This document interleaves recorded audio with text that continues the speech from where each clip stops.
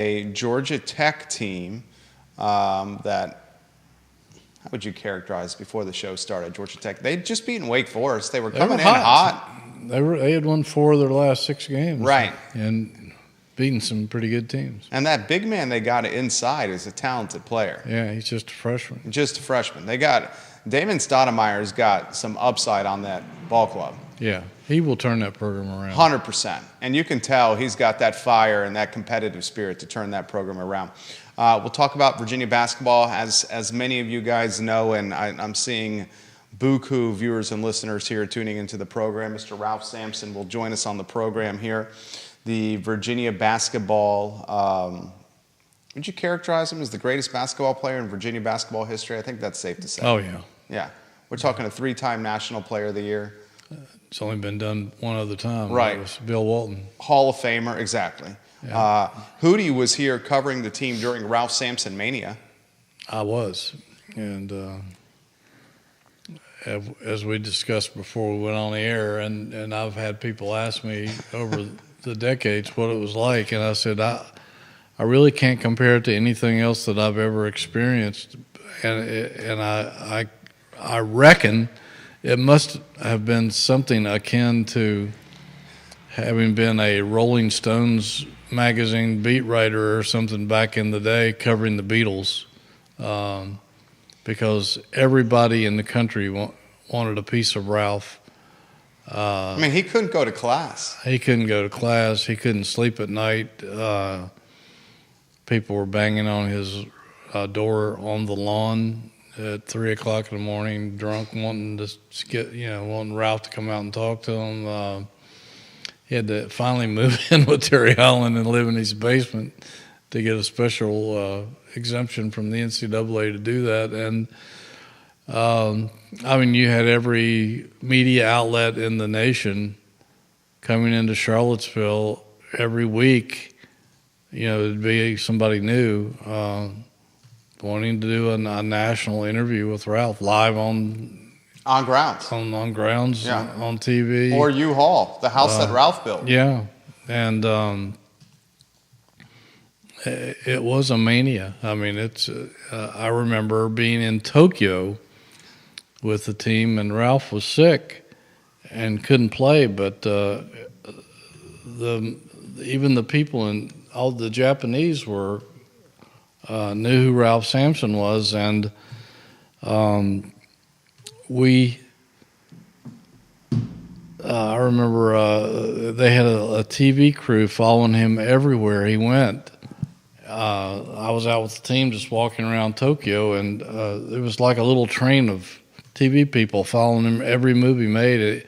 They even followed him into the bathroom. It was the quintessential He had to shoo them away. The quintessential ants marching. Little reference to Dave Matthews right there. Yes. Another Charlottesville superstar. All right, Judah, we can rock and roll with the program. Tuesday edition of the Jerry and Jerry Show with the esteemed Jerry Hootie Ratcliffe, who is about to go to his 50th straight ACC tournament, albeit it's in a location he's not crazy about, Washington, D.C. No. I saw some of the shade my friend threw on Twitter to the D.C. location for the tournament. We'll talk about that. Greensboro and Charlotte is the right location or locations for this tournament.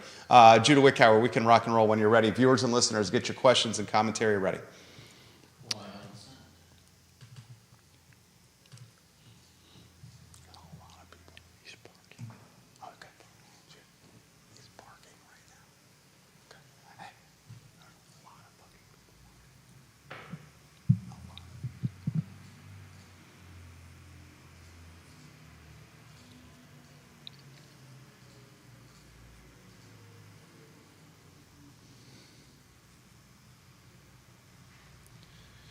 Good Tuesday morning, guys. My name is Jerry Miller, and thank you kindly for joining us on the Jerry and Jerry Show. It's an absolute pleasure to connect with you guys through the I Love Seville Network on a talk show that spotlights and features a Virginia Sports Hall of Famer, a man I'm proud to call a friend, the best boss I ever had, and Jerry Hootie Ratcliffe. Guys, this man, Jerry Hootie Ratcliffe, is about to go to his 50th straight ACC basketball tournament this week. A tournament that's about to kick off in Washington, D.C. 50 straight ACC tournaments for Hootie Ratcliffe. My man, Hootie Ratcliffe, has booked a guest that needs very little introduction, and we will introduce you to Ralph Sampson here in a matter of minutes. Ralph currently parking in downtown Charlottesville, and if you've parked in downtown Charlottesville, you know that's an adventure in and of itself. Judah Wickhauer, if you can go to the studio camera and let's welcome the star of our program, a man who also needs no introduction. 50 straight ACC tournaments. This week, they're going to roll out the red carpet for you. I feel like you're going to have a buffet, a sports writer's buffet of what? Hot dogs, all the fried food you can eat, all the Gatorade you can drink. I've been told by another colleague that for the first time in ACC tournament history that the ACC is not going to feed the media this year. Get out of town. That we have to get we'll get concession stand tickets to eat concession stand food. That could be a perk, though. Potentially, it could right? be, except we're working and we have to stand in line for to get food. That's not conducive to covering a game, covering tournaments. No. 50 straight. Put that in perspective, Hootie.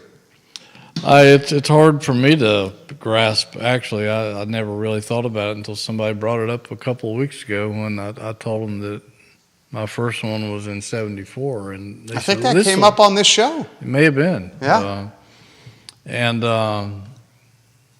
It's hard to believe, really. It doesn't seem like 50 years, but once people start asking me about various tournaments through the years, there's been 50 of them to try to remember it. It's kind of hard to sort out sometimes. There's some that stand out more than others, but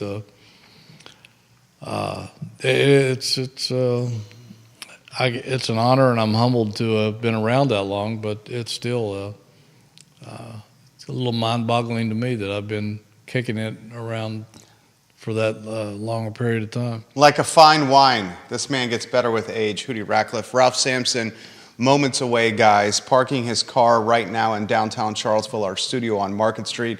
Judah Wickhauer, our esteemed director and producer, is not only managing the audio, managing the visual, but he's about to welcome a 7'4" basketball superstar turned entrepreneur and businessman into the studio and whisk him on set here next to Hootie Ratcliffe on this program. Positive news, a dominant victory against the Ramblin' Wreck, a game where Virginia seemed like they could not miss a jump shot. Yeah, I mean, it was their second must-win of the week, essentially. They had to beat Boston College on the road earlier, or maybe 10 days before, and then everybody knew they were going to lose at Duke. But they had to win that game against Georgia Tech at home. I figured they would because they had, I think, an 11-game winning streak over Tech coming in. Tech hadn't won here since 2008, and Virginia rarely loses on senior night.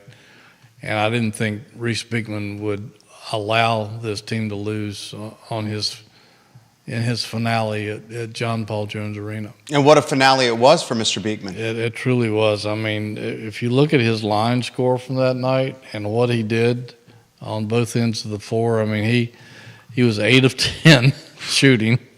3 of 4 from the three-point line, hit 2 of 4 free throws. He had 6 rebounds, 21 points, which led the team, 9 assists, 1 turnover, 1 block shot, and 3 more steals in 35 minutes. And when it was all over, Tony Bennett made a point of giving him a curtain call and presenting him with a commemorative basketball for becoming Virginia's all-time steals leader, breaking a 40-year-old record that was held by Othell Wilson, one of Ralph's teammates. We'll ask Ralph about that when he gets in. But that was a remarkable feat. I don't know that it got nearly the plaudits that it deserves. Unbelievable. Reese Beekman, the 2-time Defensive Player of the Year, concludes his John Paul Jones career by tying his career high and point production for one game, 21 points. He was dominant. He was dominant on both sides of the floor. The 9-to-1 assist-to-turnover ratio, absolutely mind-blowing. Maybe the best individual game statistical performance from Reese Beekman and his last game at the John Paul Jones Arena, a storybook ending. Ralph Sampson walking into the studio now. Judah Wickower going to greet the Virginia basketball legend. Hootie, does Virginia basketball have a lock into the big dance, the NCAA tournament, or do they have to win one game? They got the double bye in the ACC tournament. I think that they're in, but I can't guarantee that it's a lock. I don't know if they have to beat somebody in that first round, not first round, in the quarterfinals, because they get a double bye, to assure them getting a spot or not. You're being welcomed by our mascot. Yeah, our mascot, Liza. Ralph is in the house. We'll go to the studio camera if you can there, Judah. We are live on air, Ralph. We got a chair for you right here. Your fans have got dozens of questions already for you. I'm here. This man needs absolutely no introduction. We're live across all social platforms with 16 states watching us right now on the Jerry and Jerry Show. We're going to spotlight this man's evolution from superstar on the hardwood to superstar in the boardroom. This man's the CEO and founder of the Sampson Group, which we're going to highlight in a matter of moments. Hootie Ratcliffe, you set up this interview. I'll pass the microphone over to you, my friend. Well, I just want to thank Ralph for his time, because I know he had to drive down from D.C. this morning to get here. And 29 was not good on 33 when I got in. I thought, okay, I tried to go the back way, but it didn't work.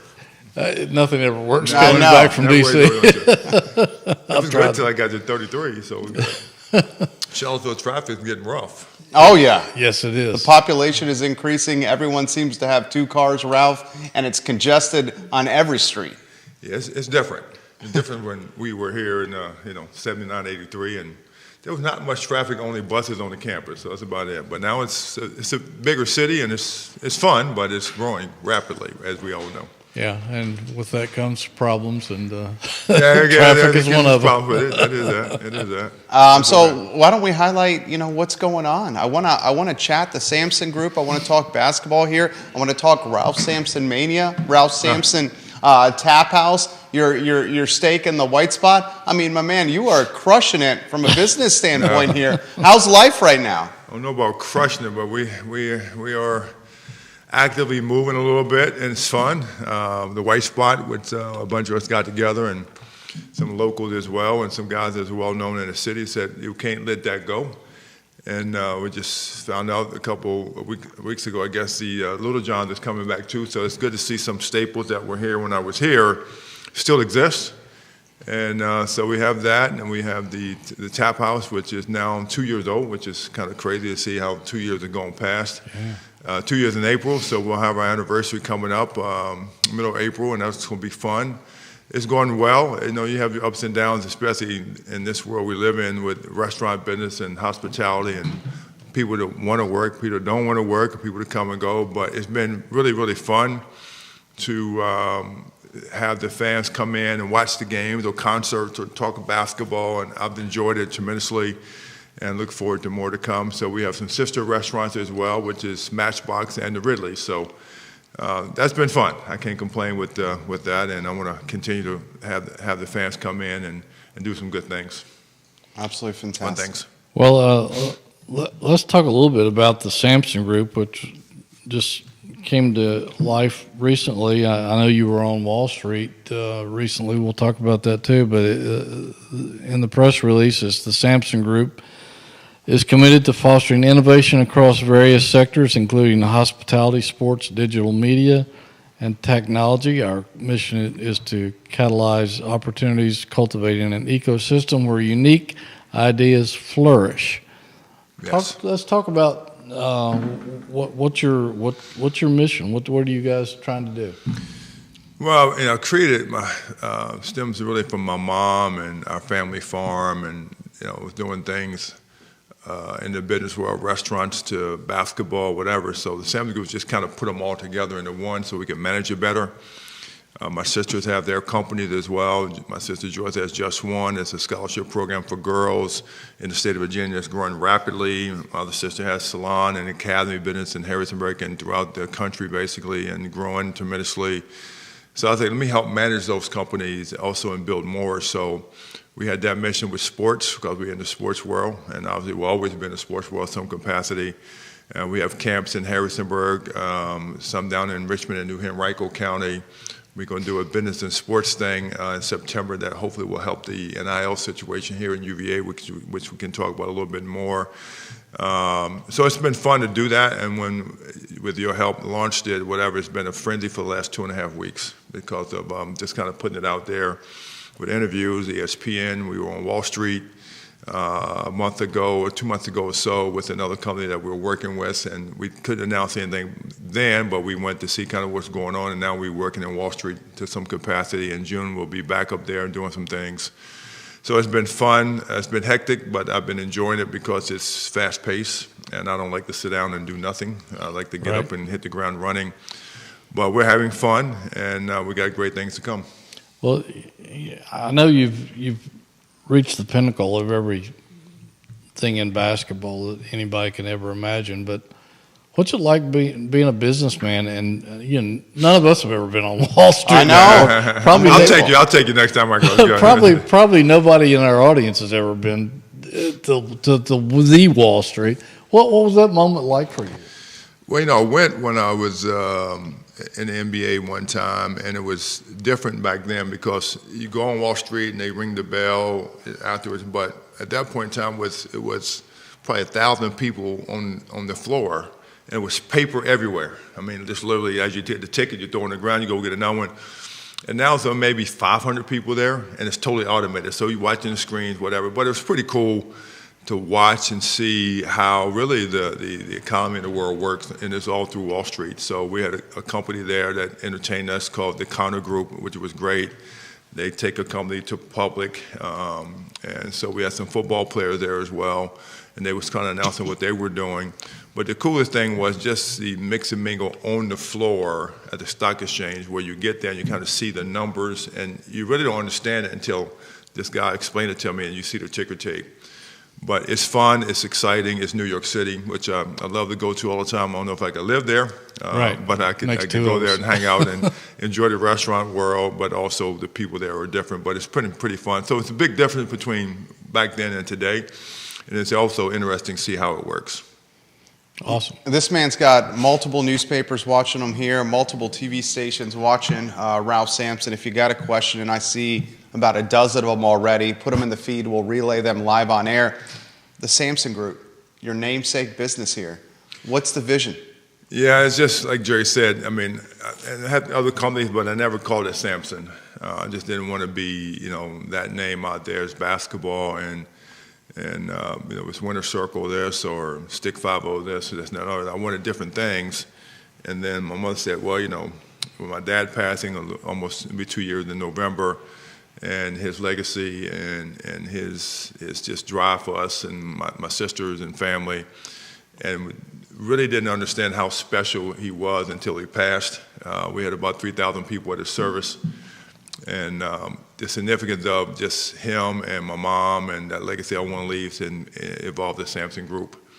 And really it's about giving back, helping people, motivating people, and creating business opportunities for people that want to be successful. So we have an incubator that we're building in Northern Virginia as well. Here in Charlottesville, we'll do some things as well. But we want to take a company from the beginning to the stage if it can go public, but we want to guide them through not just invest money, but we're going to take them through that process, because you can be successful if you have that grind. And people that don't have that grind, we just don't want to deal with until they're ready to grind it out. As you guys know, you put this show on as well, and Jerry comes from paper, newspaper, whatever to this. It's changed, right? Absolutely. Things change dramatically, so you have to kind of live with the times to make it work, and you guys are doing that as well. Well, I was so impressed with the branding and the positioning of the Sampson Group online. It looks super legit, super professional. We wish you so much success. What you've given to the Central Virginia and Charlottesville, Shenandoah Valley, and Harrisonburg communities have been well documented. I love to try to put that in perspective. We call it Ralph Sampson Mania. From Harrisonburg High School to the University of Virginia. How about the flip book, Ralph? You're a superstar at Harrisonburg and Shenandoah Valley and at Harrisonburg High. Talk to us about what it was like being what? What are you, 6'7", 6'9" as a freshman in high school? 6'7", yeah. 6'7", and then your basketball career as it progresses through high school and having every coach in America recruiting you. Give us what you remember. Well, I mean, it evolved, with Coach Holland passing, a little over a year ago, and actually a year ago, the last couple weeks, and then Lefty Driesell passing, Coach Paul, Old Dominion Webb passing as well, and then the Virginia Tech coach passing. So guys that recruited me, especially Lefty, that was there the day I announced I was going to Virginia. He had John Lucas and himself outside the Harrisonburg High School arena and saying, don't go to Virginia, don't go to Virginia, come to Maryland. And he offered my high school coach a job, this and other. So, and then I had the chance to coach with Lefty at GMU, and then I saw him when he entered the Hall of Fame as well. So it has evolved full circle for me, and that's what the Sampson Group has done as well, where now I want to leave a more impactful legacy with my kids, and really understand what life's about and leave that footprint. We've done it in high school in Harrisonburg at 6'7", as you said, in the 9th grade, to 7 foot, 7'1" out of high school, to 7'3" in college, 7'4", doing a couple inches there, to UVA basketball, to many Hall of Fames. But all that means something. My mother has all my awards, obviously. But really, what does that mean? And to me, it's about the brand, my father, my mother, my sister's family. We have a family farm that I'm developing as well, with some history there. And UVA is helping me with the the architectural school, with the people there. So for me, it's fun. I get up every morning energized and excited to just make an impact on anything I do. And that's been the lessons I've learned from my parents. I know your parents had a huge impact on you, and absolutely. I was over there that day you announced that you were coming to Virginia as well, and I was up in the grandstand, up in the arena, up in the arena, and I know your mom Sarah came out with you, and that was an incredible moment for you, I'm sure. It was fun. To go back there, it was kind of hectic. Had gone different places. I was in, as you know, remember the '79 Pan American Games, and first high school player to ever do that. And Isaiah Thomas joined me at that point in time. But announcing that, I came to the arena and really was still confused about where I was going. And I was down to 4 schools: Virginia, Carolina, Duke, Virginia, Carolina, Kentucky, Virginia Tech. My best visit was Kentucky. Wow. Why? They had, Joby Hall, Leonard Hamilton is still a great friend, and just at that point in time, they had the Wildcat Lodge, and you had everything you needed in the Wildcat Lodge: your own room, your own bed. Obviously, the next year they changed that rule because you had to have a roommate, but it was fun there, just because of the structure of the basketball that they had. They had some great history and some good players. We would have brought in probably 6 to 7 high school All-Americans at that point in time. From Derek Horde, Derek Wittenberg, Derek Horde, Derek Minifield, Charlie Hurt.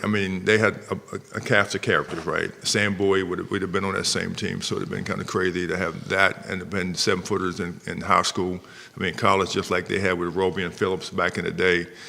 So it would have been fun there, but it was, one, too far from home, and academically it wasn't UVA, and my parents couldn't see me play, every game like they could when I come to this. So it came down to those factors.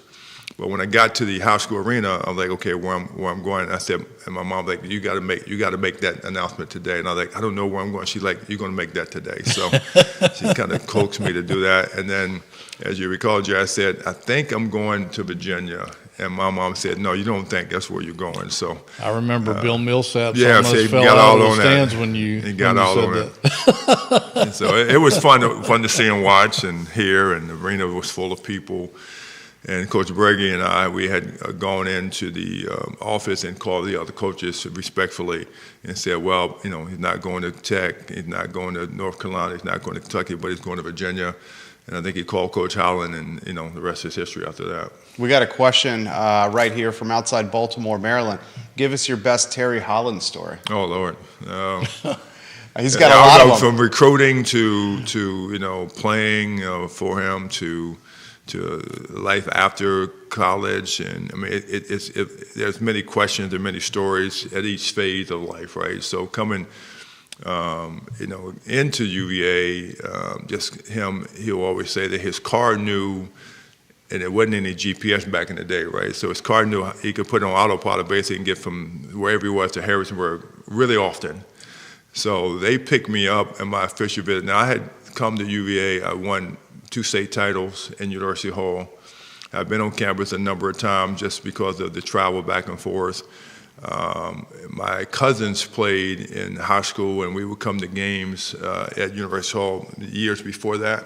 So if you remember, on 29, there was only one restaurant, which was called the Campbell something on the right-hand side where the Caboodle is. That was the only hamburger. That was the only thing that was out there. And you came over at 33. So Charlotte was very desolate at that point in time. So I remember all that, the Shoney's, the McDonald's and Barracks Road. So remember all those days.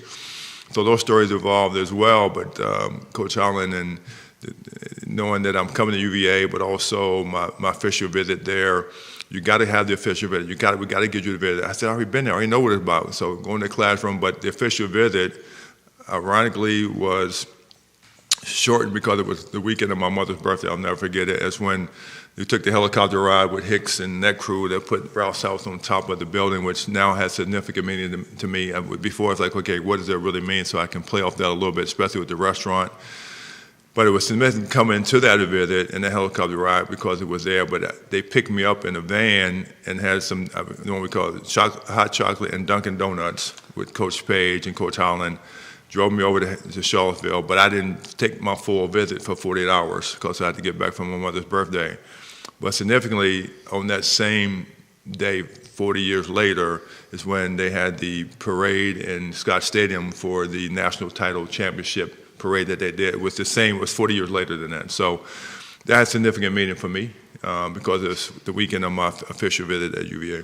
One of the guys that painted Ralph's house on top of the building, Bobby Edwards, just recently passed. I went to his memorial service a few weeks ago at Farmington, and that was one of the topics of conversation, and certainly we miss him. He was a great guy. He's a great guy, and his wife, whatever, I know him pretty well, the Burkhead. So we created a coffee brand now, which is, no one knows this, but you guys know, but called Ralph's House, and we're going to have some significant Legends. Breaking news. That is breaking news. Legends brand. It's coming out to be a subscription. We'll hopefully get it in April. Ralph's House. Ralph's House Coffee. That's awesome.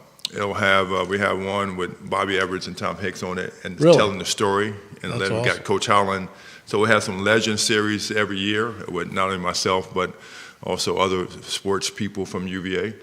And then we'll sell it online and Kroger's, and I think we got Whole Foods and something like that. But anyway, we're working on that project as well. But just because it's a significant meaning, and then we'll also give back to scholarships as well. That's fantastic. Questions are coming in so fast, fellas. This is from Lisa Costello, who's right here on Cherry Avenue in Charlottesville. She says she was a student at Charlottesville High School in 1982 to 1985 while Ralph was at the University of Virginia. We saw him and all the UVA basketball team were bigger than life. It is still difficult to believe I might be able to see him in person around town. What a superstar, she says. She says you taught everyone a lesson that was a student in high school to finish college because you had offers to go pro, but finishing school was important to you. So she's giving you some props right here. This question's coming in from Philip Dow. He says, what was the most memorable basketball game you played at UVA and why? Which game still sticks with you? Well, there were some classic games, but the first one sticks out because, I was excited to play my first game in college, just trying to get my feet wet as far as the college game as well. My freshman year, you come in as a freshman, I was not even 200 pounds, soaking wet basically, and I'm like, okay, how am I going to do? I'm going to do well, I'm going to be able to perform. But I had some great teammates in Lamp, Raker, Gates, Jones, Lewis Collins, Craig Robinson, Darren Cross at that point in time. We had some great teammates. So we did things, as I recall, we did things together. And I think Coach Holland started some of these things. I don't know in college history, but I know at UVA. If you remember the Mr. Burkhead and that crew, we had a significant team picnic on the front lawn of their house every year. So Mr. Burkhead, Frank Burkhead, our great friends, his wife, obviously, and the Burkheads has passed away. But that was meaningful for me then, and it's still meaningful now that I can remember that, because I think every player got to relax and to enjoy at least camaraderie with not only the teammates, but some of the people that are significant in your life for history. So that was meaningful, still is today. And then obviously the Louisville games. Rodney McCray still called me because we were first and the third pick, and when UVA went down there and beat Louisville, they said, "Damn, we still can't beat Virginia." 40 years later, I'm like, "Okay, right, that's the way it goes." But between those games, the Ohio State games are significant. The Final Four in Philadelphia, which we didn't know if he was going to play or not because Reagan got shot. Indiana wins. Carolina, Al Wood, significant. He had a great game. And I still talk to Al. He says, "I just said you got me, but." As I got the picture, I'm trying to block his shot. He's going under the basket. He said, "I was scared of you, but I made the basket anyway." So there's a lot of meaning after the fact with camaraderie with guys that you played with or played against, that you can tell those stories. And some of them are probably a little bit embellished, but that's the way it works. That's right? the way it works. That's what makes it fun. But those are the fun things. And then, obviously graduating on the lawn, as the question was in there, I had a chance. I could have came out in my freshman year. And I tell people all the time, we won an NIT in New York, and not just winning the game, but Lee Raker was special then because, we won, and he took a baseball bat. I tell him all the time, and we hit some vases in the floors of the lobby of the hotel a little bit, as Rakers may do. But that was fun because the players. But think about this and the history of it. And I tell people all the time, if I'd have came out, Kevin McHale wouldn't have gone to Boston. I'd have came out then with our back coming to my parents' house to offer me $1 million then. Next year, I stayed again, went to the Final Four. So Worthy wouldn't have gone to the Lakers, and Isaiah Thomas wouldn't have gone to the Detroit Pistons. Unbelievable. So the Pistons probably wouldn't have been two-time national or NBA champions. No. Had Isaiah not gone to Detroit. It'd have been totally different, more than likely. It may got traded, but then I look at that. Okay, great. I didn't do too bad academically, I didn't do too bad athletically, and there's only 2 3-time college player of the years, me and Bill Walton, and hopefully this Eby kid out of Purdue gets it, and he'll be one of two times. So, it was fun, and so I don't have any regrets whatsoever. Can you give us the Red Auerbach story? He offered you $1 million? Yeah, the story was that he he had a suitcase with $1 million in it. I don't know if that was That's what it looked true like. I don't know. So there's a picture of him and Mr. Fitzgerald that owned the Celtics came in. They came to the front door. We let them in. They wanted to talk to us about coming out. And it's funny because no Cedric Maxwell played with him in Houston. So he had the podcast. We were on his show a couple of years ago, and he said, "Well, Red came to me and Larry and said, would you come down and help us coach Ralph Sampson to come in, into the league?" And both of them said, "No, we don't want to take that trip, whatever, but we'll call him." So they called before during the process, and then Red and Mr. Fitzgerald came, knocked on the door, and they had a briefcase with $1 million in it. Supposedly, now I couldn't see the rest of it, but the tops had $100 bills on it. But I don't know if underneath didn't have. Who knows, right? So you can come play for the mighty Boston Celtics, and we'll give you this $1 million, and you'll play in Boston and be great. So. Just wasn't ready. I was only, like I said, 200 pounds. I wasn't physically ready for Robert Parrish and the East brutal beatdown in the league at that point in time. And I just was having fun in college, and I wanted to continue my education. Questions are coming in so fast. Who do you want to go? Should I go viewer listener? One thing you may have, and you had so many highlights in college. One of them was the showdown with Patrick Ewing and the game of the century. Cover of Sports Illustrated, 2 covers for Sports Illustrated just for that one game. I saw an interview with Patrick, I guess when you went into the Hall of Fame, and he said he went out on the court, lined up against you, and he said, "I looked up, and I kept looking up. I kept looking up, and said, 'My God, this man is huge.'" Yeah, what was that game like to you? It was a fun game. I talk you about 100%. You were I wasn't. I was still. I wasn't quite 100%. I had the flu, but we had played, as you know, a couple weeks before that. We had played Carolina. We had played all the top teams in the country almost within 10, 15-day span. So we were on a big time roll, and 3 or 4 days before the game, we had all the Sports Illustrated, we had the press. It was crazy up until that game. And then the day before, it snowed. Yeah. If you remember that. So a 2-hour drive was a 5-hour drive, whatever, to Cap Center, but we got there. And so it was fun to watch and play. But the biggest significant thing out of that, after you look back, is Othell Rickey. I talked to Michael Jackson a little bit, where he was really scared of Othell and Rickey. Because they pressure the ball so much. Georgetown played great defense, but Othell was pretty tough. He was nasty. Yeah, nasty. And Rickey was really fast. Yeah. So all I knew was that if I could control the middle, I'd get the ball to them. And then Rick Carlisle could shoot and play, and he was tough too. And so we could. I figured we could win, but I don't know how effective we would be, until we got to the game. So it was fun. I had played in the Cap Center in high school against Sam Boyd with the All-Star game. So that was fun, but it was a great place to play because you really couldn't see the stands because they had black in the stand out with the lights. Mm-hmm. So for me, with the atmosphere in the Cap Center was amazing to play in. And that game with Georgetown was great to watch, again, after I watched it after the fact, but also play. And then a guy named Senator Russ Potts, I think, helped put that game on. He's passed on now, but we used to talk about all the time. I said, and so he gave me all the things he had to do to get that game on television. The schools got money, and it was on network TV. It was like the game of the century, decade, what it was, like Kareem and Elvin Hayes. So they tried to do the same thing like that.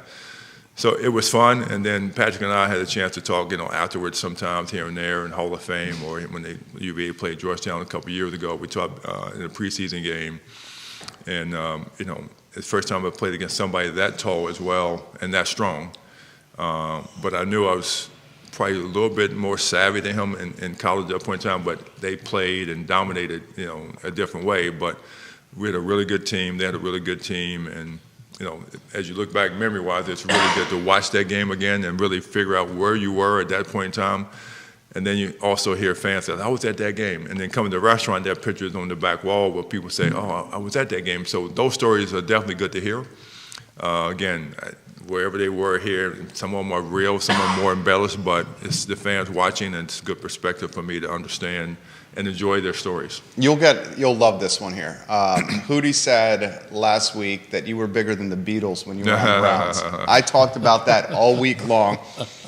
We literally had people respond, "Who are the Beatles?" And then I responded like this to them: Ralph Sampson was Taylor Swift in Charlottesville. And then people were like, I get it. She's a little prettier than me, so she good.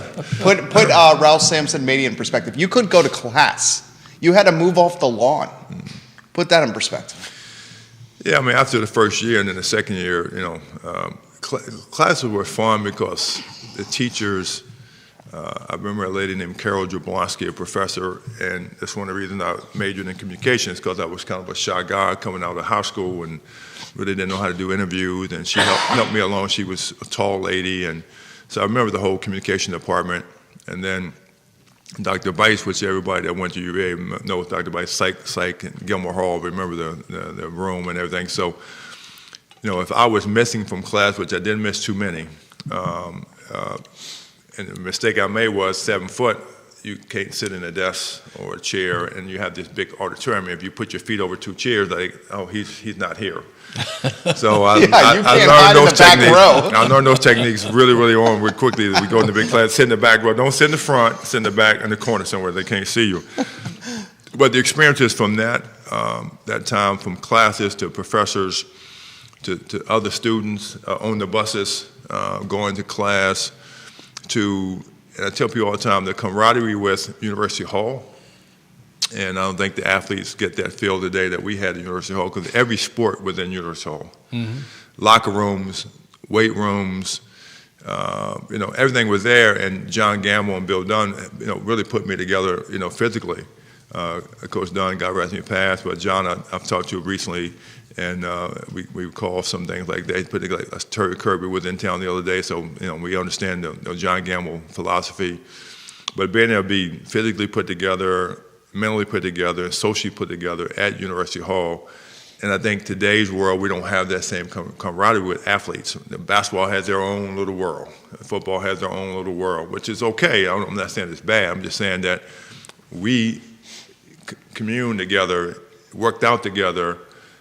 Some of the athletes and football, baseball players I know, even when I played here at UVA, I know now still afterwards, and the stories are tremendously wild because we can look back and see what we did and what we didn't do and how much fun we had, right? Mm-hmm. So that's a big difference, I think, in today's world, but just the experience at UVA at that point in time with those games and just walking the grounds. I stayed on the lawn my senior year, and they moved me off just because some girl had gotten accosted behind me, and my room was number 9. We changed it to number 6. In my room was number 6, we changed it to 9, and we changed the other girl's number to 6, vice versa, right? And she got knocked on the door every football game, got knocked on the door and couldn't sleep, got knocked on at night. And the greatest part about it, Coach Odom, that was assistant coach many years later, sit me down. We had a long conversation when they were at South Carolina and said, you don't really know what went on because we didn't tell you. So all the mail that came in, good or bad, the secretary would sign the autographs and send them out because they didn't want me to have to worry about all that. So you learn a lot after the fact, but a lot of stuff went on in between that I didn't know, but I was very well protected, but also was able to enjoy my college time. Questions are coming in so fast here. I'm going to try to get to as many as possible here. Wesley Kincello is watching. He went to Waynesboro High School. And we beat them all the time. We never lost. I knew you were going to say that. Wesley says this, Ralph, I would love to hear who you remember as being the toughest competition you played in the Shenandoah Valley back in the day during your high school days at Harrisonburg High School. Well, it's funny because our biggest rivalry was Robert E. Lee, and now Stanton High School. But Mike Madden and that crew, we had good games, and the most memorable one was they had beat us, and we had beaten them in the regular season. And Jerry recall, we played at University Hall, mm-hmm. and so the coaches said, "Oh, let's flip a coin." I mean, somebody said, "Let's flip a coin and see who gets to be the top seed." And the coach said, "No, let's play a game." So we probably had 10,000 people in that game at University Hall, and it was fun. We ended up winning the game and going to win the state title, but that was fun. Waynesboro had the Little Giants. They had some great players as well, and we had a battle every game we played in, especially in the Valley League. And I recall even in the regional, they had a guy named Mike Ice from Winchester, Virginia, that was like 6'7", 6'8", and they was going to kill us. We had played them in the regular season and beat them. We go to Winchester, we win the game, and Coach Berge had to take us from the game to the bus, from the locker room to the bus. And Coach Berge had these rules: we would leave the locker room cleaner or better than it was when we got there. That one we just got our stuff and left because they tried to rock the bus and turn it over because we had beat them. So, the Valley League was tough. It was fun. It's not like that today, and I wish they would go back to that because you could go and you could play within certain parts of the Valley, but we also played against those guys in the summer, with pickup basketball, so we got to talk noise a little bit.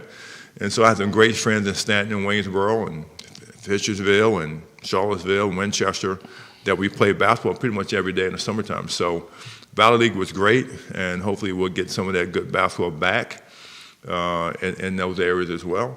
But we had a lot of fun.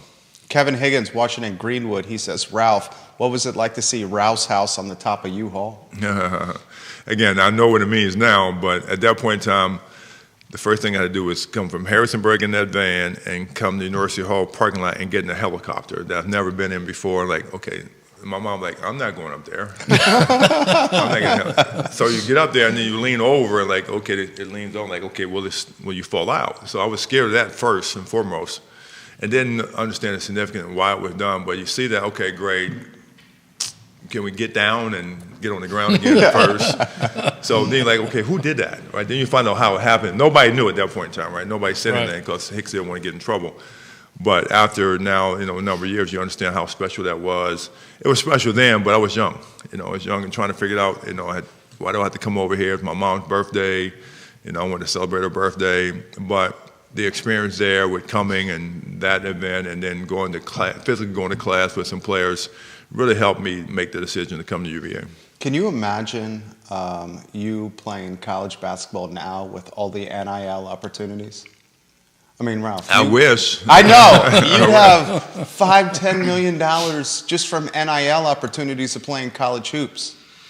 I was at an event last year with the Markel Group, which is a very large company in the state of Virginia. Mr. Markel and family got invited through UVA, and Mr. Markel and Governor Youngkin was there. And I didn't know he was recruited by Coach Holland to play. You know, he said it wasn't that good, but he got recruited, I guess, somewhere in the pipeline. I didn't know that. I didn't know that. Yeah, so he made some announcements about that there, but we had a forum. We had Coach Bennett, we had Richmond, Virginia Tech, and Old Dominion coaches there, and VCU coaches. And it was moderating, and they asked a question about NIL. Me and Corey Alexander were sitting beside each other, and Governor Youngkin said, "Well, Ralph, if you were playing today, NIL would be very special. You might be a $100 million player." I'm like, "Okay." And then Corey says, "Reparation, can we go back and get a little bit of that money?" But NIL is crazy. You know, I always said, even when I was in college or afterwards in an NBA and retired, NCAA says, which I think is now going to change a lot, it says student athlete. And I'm a student before I'm an athlete. And that's what I always believed in. So equate me to a student, I could get recruited by a recruiter in my junior year to get a job. You pay for your scholarship, but at that point in time, even maybe today, the scholarship's only guaranteed for 1 year. So the great Lefty Driesell, when I coached with him, he said, "Okay, kid, you're not going to play for me, so let me help you find another place to play." So he kind of run him off, right? You're not going to play, I better go somewhere else. So he transferred. But I said, can we equal the playing field by letting every player, the 800 athletes, 900 athletes at UVA, get minimum wage for so many hours a week, right? So a year. So let's say they can get $10,000 to $15,000 a year because I'm a normal student and I can go get that. I know we get money for scholarships and other, but the schools are making millions of dollars, with that. I mean, I don't know if you equated, I think it was you or Jerry or somebody said, okay, Ralph was there, and how many, was it the Holly Farms Turkey Award? For every game you got something, it was like 1,000, I don't know what it was, but how many times did I win that? How much did they win from the Georgetown game? And all the other stuff around that, they made quite a bit of money, I'm absolutely. sure, there from that standpoint. But you should be able to equate that to giving that. And I think and I feel sorry for the kids that don't get NIL money, but I think they should get something because it's even across the playing field, so no kid is getting, if a kid can get, $100,000, okay, I get that because it may be special, but this kid over here should get something because they're part of the fabric of the school, and you just even up. And so I got a whole thing on NIL, but I think UVA is, it's going to calm down at some point. Don't know when, but when you got the Darden School, you got the law school, you got all these schools that's very powerful on this campus. Why can't I take that and use that as my recruiting tool? It's okay, kid, I'm going to give you this amount of money. It says $40,000, and then I'm going to create that. So you got tax, you got all this, and put them in a program where when they finish, because guess what, they're all not going to make it to a professional. They only their job. They're the roadmap till you get out to have a little bit of money, an investment, and have a job. And that should be the funnel. That should happen because not a lot of these kids are going to go play pro. But they can get a job. They got to get a job at some point, right? That's a great idea. That's my idea with NIL. I like that. I like that idea. Yeah. You like college basketball today? You get the transfer portal. You got NIL. How do you feel about it? It's changing the game. The NBA is changing the game as well. And NBA, you got Jaylen Brown from Boston making $63 million a year. That's unheard of, right? It's the top contract ever. Right, Yeah. top contract ever. Our salary and payroll in the Houston Rockets was only like $20 million. That's coaches' pay, the front office pay, and players' pay. Jeez. Right. So he makes more, 3 times more, in 1 year than they made in 1 year. So it's changed dramatically, but that's because the game was worldwide. I get that. So I don't like and I tell, me and Bill Walton talk about all the time, the art of the game is taken away because if I can just come down and shoot a 3-pointer from half court, is that really exciting? Not really. No. So defense is one, and the art of the game is taken away. So it's kind of not fun to watch. But college basketball is fun to watch. But there's no teams that are dominant anymore like they should be. And I tell people all the time, UVA and Tony Bennett, to me, is the best college basketball coach in the country. Why do you say that? Some people don't like his offensive system. Some people don't like his defensive system. Mm-hmm. And when Malcolm Brogdon was here, and I'm on the board to create the Player of the Year, I had him in Houston. We talked for a number of hours.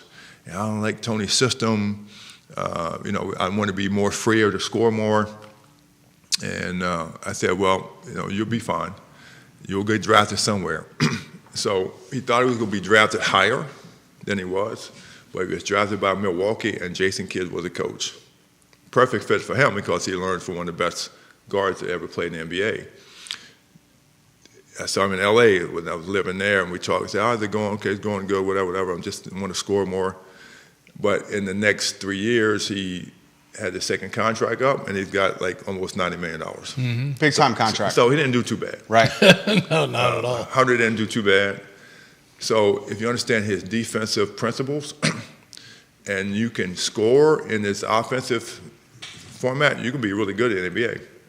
And that's what players have to understand. But it's not just his style of play, but I got to know him and his family extremely well during the Final Four run. And ain't nothing like him, family-wise, dad, wife, kids, himself. He's the best out there to me. And I've always preached this, Jerry, you heard me say it before, if you be able to give him a lifetime contract, something's wrong. Amen. They should give him a lifetime contract so he know he's set. Yeah. And he's not coaching, I told you this way, he's not coaching for money. I mean, he's made money. Yeah. So he don't need it. I mean, he wants to make more, I'm sure, but he doesn't need to. He would go overseas somewhere and just coach in a village somewhere and be happy. Mm-hmm. But if you lose him, you're not going to get anybody like him ever again. That's what, he's coming under some fire this season from some of the fans, and we've had that as a topic of conversation. I said, be careful what you wish for, because if you run him off, remember the Pete Gillen and the Dave Lato years? That's what's 11 years with 2 postseason trips.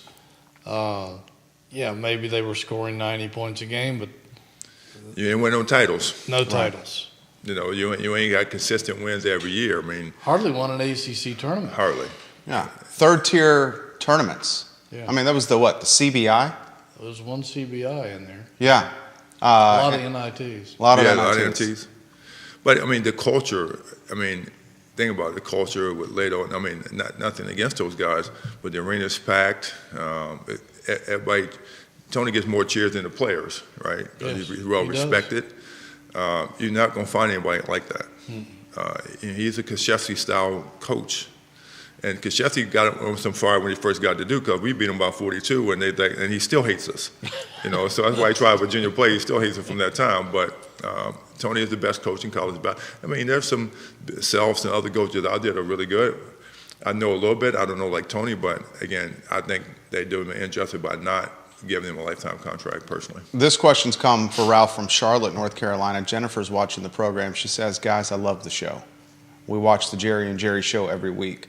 For Ralph, please ask him this 3-part question.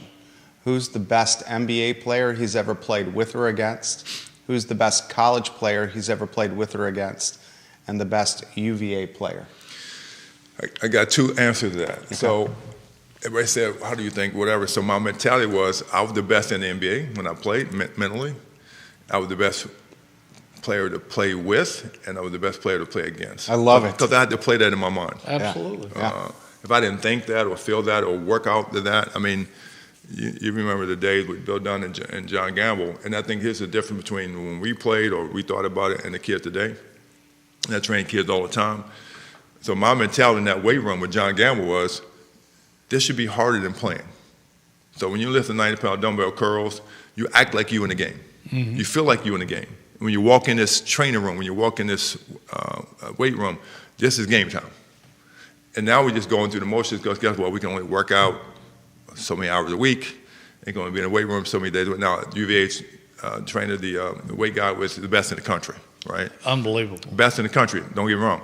But if I'm in there, and he does some of this as well. My mentality back then was I'm playing the game. So when I got to the court, I was physically mentally ready to go. But I tell people all the time, the best player I played with is a couple of Rodney McCray, because we had that friendship going in. We had played against each other. And Rodney would say, basically, if you beat us in the regular season, but we knew we was going to the Final Four. I'm like, okay, whatever, shut up. Kim Olajuwon actually is in that role as well. I was trained and taught when I first got to Houston by Elvin Hayes, Caldwell Jones, Major Jones, Alan Level, Tommy Henderson, and Calvin Murphy. So I had some really good veterans around me my first year that showed me the ropes of the game and the lifestyle, which was great.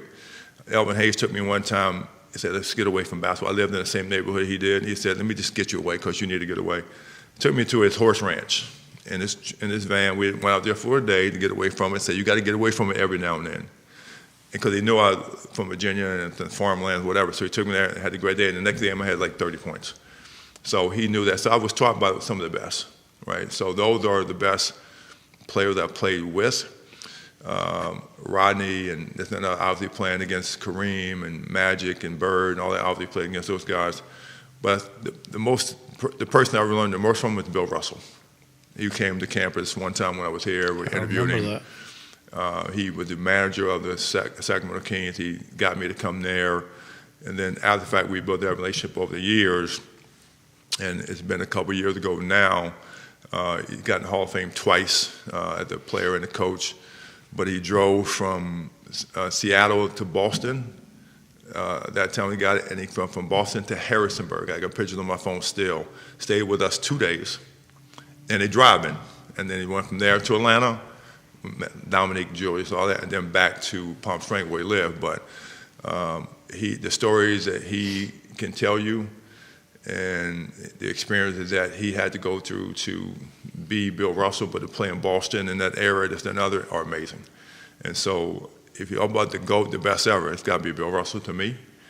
And I think Kareem is good, but I also think the people that transitioned the game from back in the day to now is Elgin Baylor, Julius Erving, because everybody wanted to be the doctor. Mm-hmm. Michael Jordan wanted to be the doctor. Everybody wanted to dunk like that. So when you played against a doctor, you were scared that you would get dunked on. Then Michael took that, Kobe did it, and LeBron did it. So you think that's the case, but he gets not enough credit either in my book. But those two or three are the best ever for me. And Magic Johnson and Charles Barkley both said that you were the first superstar big man. Big man, yep. That's what that you could do it all. That you could shoot it like Larry Bird. You could dribble it down, drive the court. The young generation doesn't realize. Wemby gets a lot of props right now for the Spurs. This man was better than Wemby. This man had more talent than Wemby. Oh yeah, talent. But we couldn't shoot threes. Right. We had to post up. But Wemby's a great player. I hope they'll get to meet him one day soon. He's a 2.0 version of me, and I've kept hearing about this kid. Whatever you see him now, he's long. He's lean, but I tell about all the time. So the NBA is a business. It's not a game. So how did Patrick Ewing go to the Knicks? Perfect fit, right? Mm-hmm. Magic Johnson comes down and goes to the Lakers. Perfect fit. Larry Bird goes to Boston. Perfect fit. I go to Houston. So it's set up, in some way, shape, or form. And Wemby goes to, if he went to Detroit, it'd have been ugly, right? Structure not Good there. point. Yeah. You go to San Antonio, Popovich, that's got all the European players he's had, perfect fit, right? Because he's going to take care of him because the league needs him. And the jersey sales and the business of that is astronomical. But then they built a $500 million training facility in San Antonio. Perfect fit, right? Get him there, get him trained. Then I got Tim Duncan and David Robinson there to help me. So, it's a business, and it's a serious business, big-time business. But if he stays healthy, he's going to be a great player. Questions are coming in for you here. Your thoughts on UVA and the national championship? What went through your mind, what that experience was like for you with the Hoos winning a national championship? Brandon Scott asked about Kihei Clark and Mamadi Akite, and do you think their jersey should be retired potentially? Time will tell about that jersey retirement, but Kihei Clark and Mamadi were great players, obviously here. Ironically, I went to the first set of games, and obviously didn't know you're going to win a national title.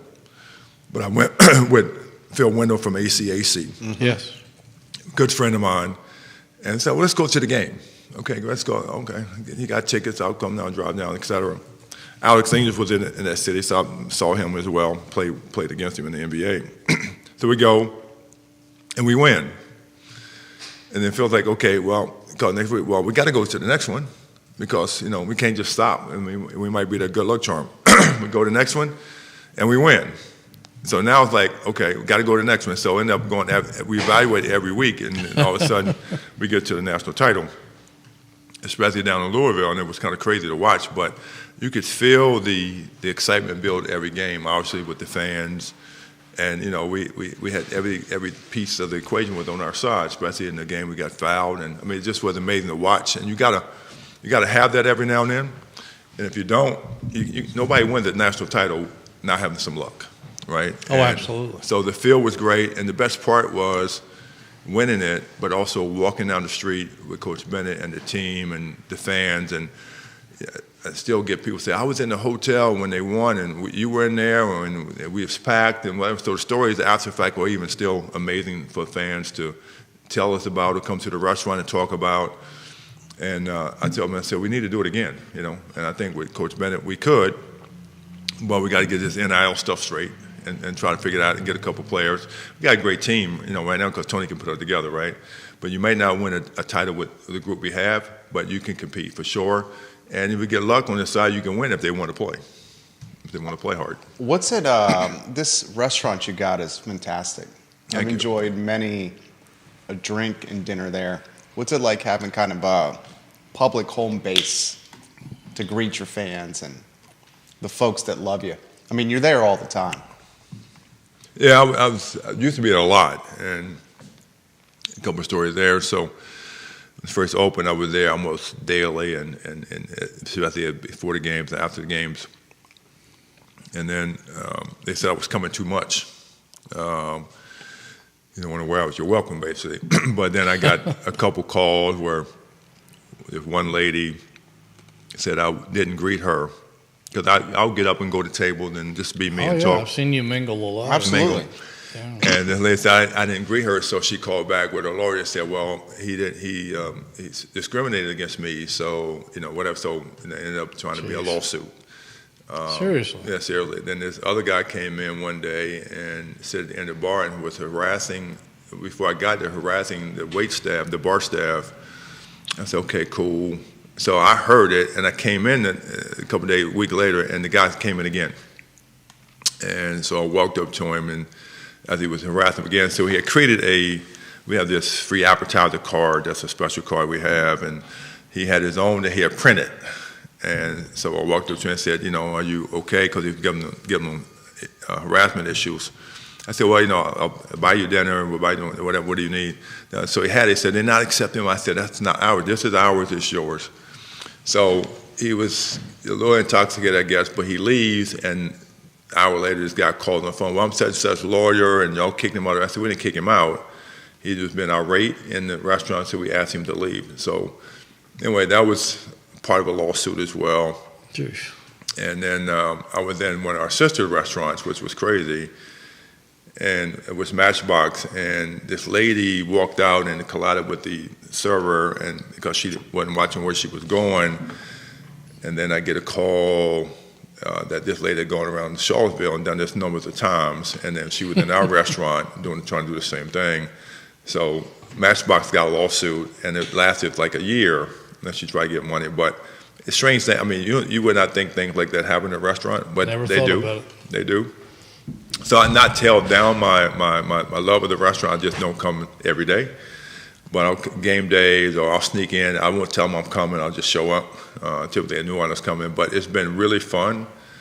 I'm going to do some more unique things in year 2. And yeah, we can do stuff together over there. I mean, this would be great to have this show in the restaurant, or have people as they're doing now and to be up on the big screen, which we talked about doing a podcast there where we have people call in and ask, the fans ask if it's a Magic Johnson or somebody like that, what about this, what that? So we want to make it more interactive and more fun. So we got some things on the books coming up in year 2 that I think the fans will love. That's absolutely awesome. We'll get to a couple more questions here, guys. Put Charlottesville in perspective. What the community means to you. I mean, you grew up in a lot of ways here. It's funny because when you in the bubble, I say on campus, when you go to school here, you don't really get to see the community. You don't get to reach out to the community as much because you're going to class, you're playing, you're traveling, and then coming back and forth. When you come back to school after you get in the NBA or life and you live in other cities, the same thing. You come back for a game, you go out to a restaurant, you may eat, you may have some friends here still, but you really don't get to feel the city as Charlottesville. Now, being in Harrisburg, now and then living here for a while, I moved back to Harrisburg, the farm, taking my dad, stuff like that. But being here, you get to see more of the city. So being on the board of the Boys and Girls Club and helping them do their thing, it's been really, really fun. If you want an organization in Charlotte, it's really great. Boys and Girls Club are one. They helped raise $21 million for their new facility out by Almore High School. So that's a great thing as well. But then really getting the feel of the new fans, the old fans, that's still here. Miss Burke is still here, and I'll go check on her every now and then, or go by her house. So there's people here, and then really the other biggest thing here for me is some of the players like Bobby Stokes and Ricky Stokes that live here, that are part of the fiber of not only the University of Virginia but also the community. Bobby's a doctor, and I reflect back on Doc May. Your doctor, right? He's my doctor. Yeah. Great doctor. But Doc May, I guess, was a doctor here, and he took over his practice. Right. So a lot of history there. Bobby's great. Bobby's dad's here with them. Phil Winter with AC. I mean, so just really getting to enjoy them from a different level. It's been really, really fun. And hanging out with Ricky and Bobby, they're like brothers. And it's been fun to do that when we can. So the city is really cool. And you get to know it a lot better when you just drive around and explore and go to a place you've never seen. A couple more here for you. This is one you're going to very much appreciate. This is from Spencer, who's watching outside Nashville. And he says, a statue or some kind of name on the court or an arena should be there for Ralph Sampson. What are your thoughts on that? My mother has great thoughts on that. So. She said, let's do it? No, she said, so my high school in Harrisburg wanted to do that. We're on the court? No, a statue outside the arena or whatever it may be. I don't know where they would put it. And then I guess someone said, well, they're building the new football facility that has a walkway. They want to put a statue there. And my mother played basketball in high school and went to Virginia State, played a little bit. And she said, well, a statue is a statue. But the only thing a statue is going to do is that it's going to collect pigeon shit and bird shit. And somebody's got to clean it, right? And so I don't want somebody to poop on your head. Somebody have to clean it. Your mom is awesome. And so we talked about it and said, and that's one of the things with the Sampson group that started from the stems of that as well. As long as it means something and it has a give back theme to it, then it's cool because you didn't do this by yourself. So if it's family or friends, but every player, and her vision is if a statue of you, there's got to be some kids around you as well, because you've been doing with kids for 40 years now in camps and clinics, but also every teammate that you play with or played at UVA, it could be football, but she's really specific about basketball, should have a brick or their name or something engraved around that because you didn't do this by yourself. And then what are you giving back to? Scholarship to kids. So she's got her opinion, and she's lively still, and we love her to death, obviously, but I have to kind of honor her wishes at that point in time. So if they want to do something like that, it can be done, but it's got to have a significant meaning around it. Right. That's well spoken. Yeah. Well said. That's well said. Last one for you here. How does Ralph Sampson enjoy an evening in the Charlottesville area when he can do whatever he wants? Wow. If I can rest, I would be all right, but I don't have the mentality. My mom walks 5 miles a day, gets up at 6:30. How old is she? Can I ask? She's 85. Wow. Great health, doing her thing, and great shape. Saw the other day. Works out 3 times a week, weights, works out, eats 3 meals a day on a regular time basis. Doctor says she's 65 years old. She's in great shape. My dad passed, got a little bit down, but she bounced back tremendously, which we didn't know what would happen. But she is really, really good. And we're blessed to have a mom like that. She's special for us, I'm sure a lot of people. So just that alone and the legacy, Sampson Group, and what she means is obviously very important in what we do. That's fantastic. So it's a good thing. This has been an amazing interview. You're fantastic. You're so good in this setting. It's fun. I mean, Jerry's easy, and meeting you now is great, so we'll do it again one of these days. But go Hoos, let's get a win in the ACC tournament come Thursday and play, I guess, Notre Dame is who we play. Well, we play, they play, Boston College, Miami play, and then the winner of that game plays Clemson. Okay, and then Virginia plays the winner of that game. Gotcha. They got the double bye. You got the double bye. Double bye. Thursday at 9:30. Which is incredible. I can say stop and think about. You get it exactly. So all the fans out there that don't like the style, but you still get a double bye in the ACC tournament. Amen. How crazy is that? Yeah. A lot of people didn't think this team would make the NCAA tournament at all, so they still have a chance to do that. I mean, this team had what? It was 3 players returning from last year that had significant minutes, Dunn, Beekman, and McNeely. Yeah. And Coach Bennett's got the team 3rd in the regular season, and he's still getting shade from people. I just don't understand it. I don't either. Well, you know, again, it's significant how good a coach he is and how good his system is, with the NCAA rules being what they are. Right. He's got a brand new team. But, you know, his defense is tough. Yeah. And you have to respect that. So you get there and you get on. He got on a little roll, a little win. You know, 8 games or so, whatever. Got him back in the hunt. Went from top 25 to out of the top 25 to back in the top 25. That's hard to do. That's hard to do. Very well said. Especially with a rebuilt roster. It's hard to do.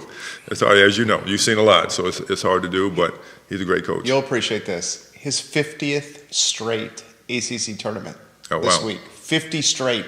We got to celebrate. I know. You gonna be there? You going up there Thursday or you going? Thursday. Okay, yeah. I'll be there. Yeah. 50 straight. Ralph Sampson, guys. So many folks are asking where the interview is archived. It's archived wherever you get your social media, wherever you get your podcast. It's archived on jerryratcliffe.com. jerryratcliffe.com. He is amazing. He set up this interview, Hootie. Yeah. Well, it's one of the highlights of my career has been not just covering Ralph, but getting to know him after he was done, because he's such a great guy and loves the communities that he's been associated with and does give back. And you don't always find that with people, particularly who have reached the heights of his success. Stardom. And so the fact that he's the man that he is makes me proud to know him, and that we go way back. We go way back. We go way back. Well, we had fun. We had fun, and guys like you and Doug Dowdy and Todd Turner to Doug Elgin. So guys are very special, and there was some good time. Then I don't know if you remember us throwing Doug Dowdy in the pool. I do remember that down in Birmingham. Down in Birmingham. So he remembers it too. So I saw him at the game the other night. So it's fun. I mean, he remembers that. So that friendship is built, and it's really special for me. Doug Dowdy, guys, the longtime Virginia beat writer for the Roanoke Times and a friend of Hootie's here. Doug Dowdy's going to love that reference. Yeah. He's going to love that reference. All right, that's the show. It's the Jerry and Jerry Show. Check it out on jerryratcliffe.com or wherever you get your podcasting or social media content. 21 states, Hootie, on today's program. Perfect. Awesome. 21 states. We thank the viewers for tuning in every week. We appreciate it. Can JV, we'll have a recap maybe on the ACC tournament or something. I don't know, but it's coming up, and go Hoos, like I said, good luck, and Jerry will keep you updated, I'm sure. Absolutely. Check out the Sampson Group online, tsg50.com. Judah Wickower is the director and producer of this talk show. Judah, Mr. Consistency. He's our MVP. The MVP behind the scenes. Hootie's dubbed him Mr. Consistency. Thank you kindly for joining us on the talk show, guys. The I Love CVille show is up in 59 minutes. So long, everybody. That was awesome. That was absolutely awesome. Good. He's going to tell us.